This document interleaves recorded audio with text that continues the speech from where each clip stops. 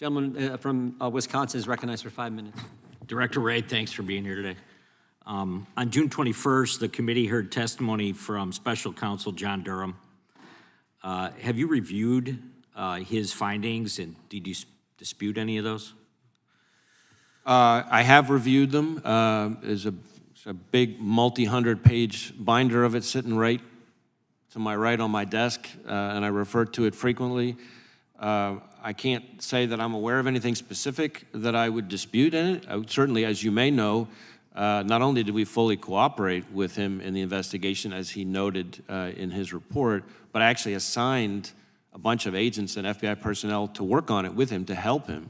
And I'm very proud of the fact that the reforms that we've put in place in response to the Inspector General's investigation, also into Crossfire Hurricane, as well as some other changes that we made working closely with Attorney General Barr, if those reforms had been in place back at the time that all of this stuff that Special Counsel Durham found, I don't think any of this would have happened. So the confirmation bias, which was brought up time and time again when Durham was here before the committee, you feel those have been addressed? I think Jason Jones says you put together a letter and that includes a lot of that information. Do you feel it's adequate, or?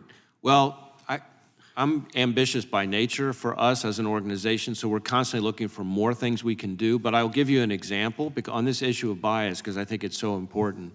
One of the things that I did as FBI director, and I did this a couple of years ago, was in order, and this frankly, it was in reaction in many ways more to both the Hillary Clinton investigation as well as the Crossfire Hurricane investigation, was that I put in place training for the entire workforce that focused specifically not just on the importance of avoiding bias, but the importance of avoiding even the appearance of bias. And one of the things that I did to make sure that I was sending that message was that rather than like the way it normally happens in a bureaucracy where all the training gets saddled on all the folks on the front lines right out of the gates, I started with the top 200, 300 or so people in the organization, brought them all to Quantico for an entire day, stand down.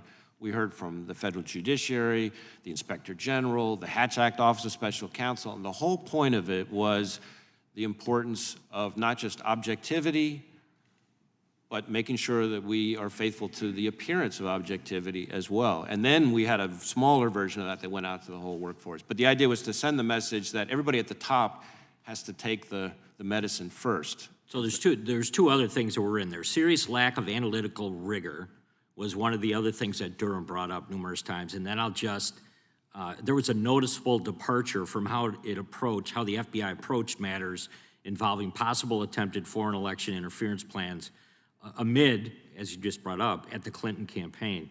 So the question would be, has the FBI protocols surrounding investigations, I want to know specifically in the presidential campaigns, what's the policy now? We're on the verge of another nationwide election, and I'm wondering, is there anything specific in writing that you could inform the committee of this afternoon?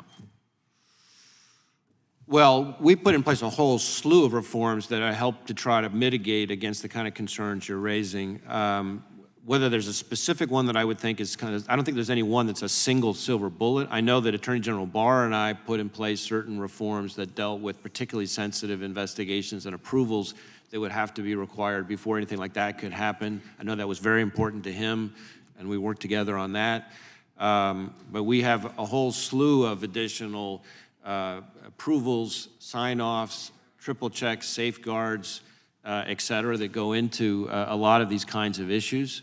When you raise the issue of analytical rigor, obviously I talk about rigor. I bet my folks would tell you they hear the word rigor coming out of my mouth probably every single day. And that is something that we're always aspiring to get better at. So if you had somebody within the FBI that you found out was involved in trying to manipulate or rig an election, especially at the national level, I mean, how would that be handled by the FBI? How would you handle it as a director?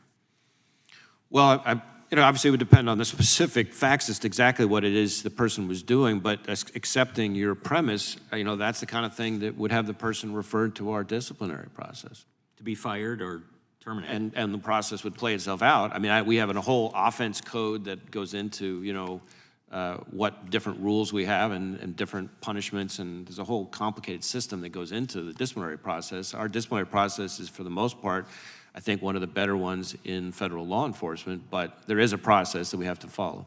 Has anybody that was involved in that type of action in the past been disciplined for that at the FBI?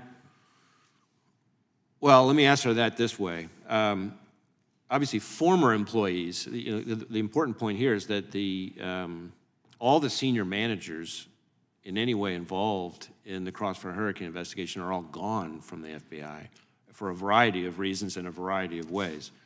To the extent that there's anybody left, you're talking about a small handful of currently line-level employees, all of whom have been referred to this disciplinary process. That process, as you may have heard me say in response to an earlier exchange, as is typical, working with Special Counsel Durham, we had to put that kind of on hold until he could finish his case, because the criminal case had to come first. And that process is now fully underway. But again, you're talking about a few relatively line-level people where we erred on the side of inclusion. So anybody who touched it, we sent them to the process, and we'll see where that plays itself out. But the key point is that all the main players, if you will, the senior people, are all gone. I put in place an entirely new leadership team. Very good. I yield back. Gentleman yields back. Gentleman from Oregon is recognized.